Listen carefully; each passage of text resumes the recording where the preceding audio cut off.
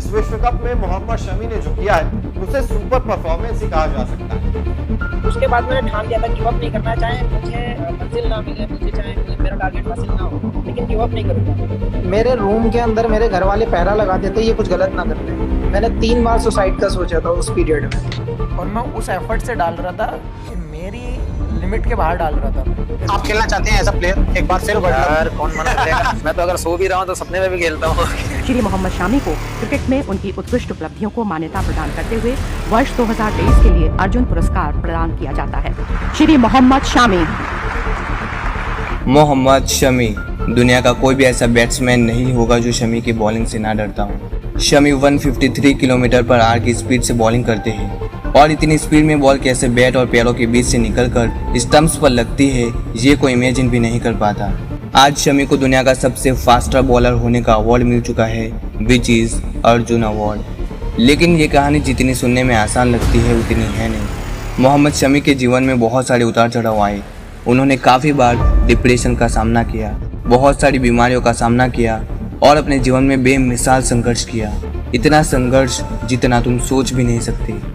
तो चलिए आज सफ़र करते हैं मोहम्मद शमी के जीवन का और जानते हैं कि कैसे उन्होंने गरीबी से अर्जुन अवार्ड तक का फासला तय किया। मोहम्मद शमी का जन्म 3 सितंबर 1990 में यूपी के अमरोहा जिले में हुआ। मोहम्मद शमी के पिता तौसीफ अली एक किसान थे और अपने ज़माने में बहुत ही शानदार बॉलिंग किया करते थे। उनके परिवार में सभी लोगों को बॉलिंग करने में बड़ी दिलचस्पी थी, लेकिन मोहम्मद शमी ही एक ऐसे शख्स है जो अपने ड्रीम्स को रियलिटी में बदल पाए, अपनी सीमाओं को पार करके दुनिया के सबसे फास्टेस्ट बॉलर बन पाए। मोहम्मद शमी क्रिकेट के प्रति बहुत ही पागल थी। उनके गांव में खेलने के लिए ढंग से कोई पिच नहीं थी तो वो 25 किलोमीटर दूर जाकर खेला करते थे। उनके कोच कहते हैं कि जब शमी के साथ कोई खेलने वाला नहीं होता था तब वो अकेले दीवारों के साथ खेला करते थे, और वे ये भी कहते हैं कि शमी तब तक खेला करते थे जब तक बॉल झाड़ियों में जाके कहीं गुम न हो जाए। सच में जब कोई बंदा इस हद तक मेहनत करता है तब उसे कामयाब होने से कोई नहीं रोक सकता। शमी की कामयाबी के पीछे उनके पिता का सबसे बड़ा हाथ है।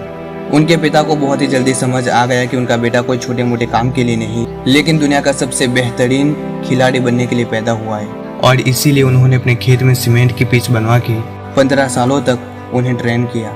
उसके बाद उन्हें लगा कि ये बच्चा सिर्फ खेत में खेलने के लिए नहीं लेकिन लाखों लोगों की भीड़ में खेलने के लिए पैदा हुआ है।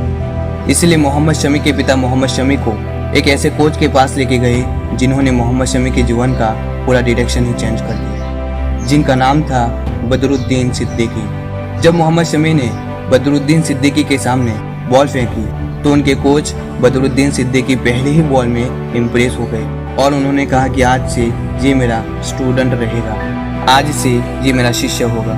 उन्होंने शमी से प्रैक्टिस करा के उनके अंदर एक अलग ही बदलाव ला दिया। जब अंडर 19 की बात आई तब उन्हें लगा कि उन्हें सिलेक्ट कर लेंगे, लेकिन ऐसा हुआ नहीं। सिलेक्टर वगैरह वहाँ पे आए हुए थे। उन्होंने कहा कि इसे अगले साल लेके आओ, अगले साल पक्का हो जाएगा।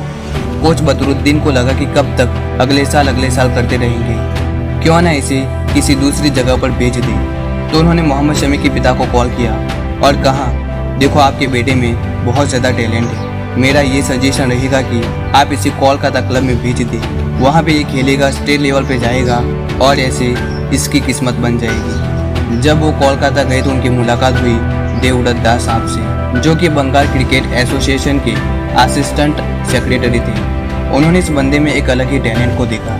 जब उन्होंने मोहम्मद शमी के साथ बातचीत की तो मोहम्मद शमी ने बताया कि मेरे पास घर वर कुछ भी नहीं है, मैं तो बस अपने पैशन से यहाँ पर पहुँचा हूँ। उसके बाद बंगाल के एक सिलेक्टर थे, उन्होंने मोहम्मद शमी को अंडर 22 की टीम में सिलेक्ट कर लिया। जब देवव्रत दास साहब से पूछा गया कि आपने इस लड़के पर इतनी ज़्यादा मेहरबानी क्यों कर रखी है, तो उन्होंने कहा कि ये लड़का पैसों का नहीं लेकिन क्रिकेट का भूखा है। जब तक स्टंप्स ज़मीन से अलग नहीं हो जाते तब तक ये चैन से बैठता नहीं और ये आने वाले समय में कुछ बड़ा करेगा। उसके बाद वो मिले सौरव गांगुली से।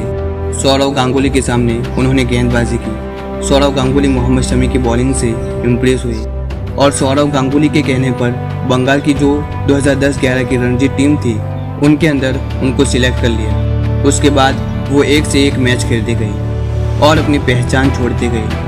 वर्ल्ड कप 2023 में 24 विकेट्स लेकर सबसे ज़्यादा विकेट्स लेने वाले दुनिया के सबसे फास्टेस्ट बॉलर होने का रिकॉर्ड बना दिया और इसी कारनामे पर उन्हें अर्जुन अवार्ड से पुरस्कार किया गया। वर्ल्ड कप 2015 में मोहम्मद शमी के पैरों में बहुत ज़्यादा चोट लगी थी। उनके घुटने फ्रैक्चर हो चुके थे और सूज गए थे। ऐसी कंडीशन में खेलना बहुत ही मुश्किल हो गया था। मोहम्मद शमी हर मैच से पहले अपने घुटनों में से पानी निकलवाते थे। हाथ पैरों में जान न होने के बावजूद भी उन्होंने शानदार प्रदर्शन किया। इन सब के बीच उनके पर्सनल लाइफ में भी काफ़ी सारे डाउनफॉल्स आए। उनकी बीवी हसीन जहां ने उनके ऊपर आरोप लगाया कि ये मुझे मारते पीटते हैं, झूठे सबूत दिखाए और उन दोनों ने डिवोर्स कर लिया। लेकिन फिर भी मोहम्मद शमी टूटने के बजाय रिकॉर्ड तोड़ने में बिलीव रखते हैं और उन्होंने वही किया। जिंदगी की सारी तकलीफ़ों को भूलकर उन्होंने सिर्फ क्रिकेट पे फोकस किया और रिकॉर्ड पे रिकॉर्ड बनाते गए। दुनिया में शायद ही ऐसा कोई बंदा होगा जो इतने सारे फेलियर्स, इतनी सारी मुसीबतों के बाद भी अपने काम में अडिग रहता हो। दिल में उम्मीदें हो कि एक न एक दिन कभी न कभी तो हमारी जीत होगी। और सीरियसली जो ऐसा सोचते हैं ना, उनकी हमेशा जीत होती है। मोहम्मद शमी ने भी हमें यही सिखाया है कि जीवन की कोई भी समस्या हो, कभी हार मत मानना, अपने आप में विश्वास रखना, अपनी मेहनत पे विश्वास रखना। एक न एक दिन आपकी जीत जरूर होगी। God has better plan for you. आप जो सोचते हो ऊपर वाला उससे कहीं गुना ज्यादा देता है, लेकिन शर्त यह है कि आपको मेहनत करते रहना होगा। रख हौसला, वो मंजर भी आएगा, प्यासे के पास चलकर समंदर भी आएगा। थक कर ना बैठ ए मंजिल के मुसाफिर, तुझे मंजिल भी मिलेगी और मिलने का मजा भी आएगा। अगर वीडियो अच्छी लगी हो तो इसे लाइक, शेयर एंड सब्सक्राइब कर देना और नेक्स्ट वीडियो का टॉपिक आप मुझे कमेंट करके बता सकते हो। सो मिलते हैं एक अगली शानदार मोटिवेशनल वीडियो में। Till then be hunger, be learner, be reader. Thank you for watching.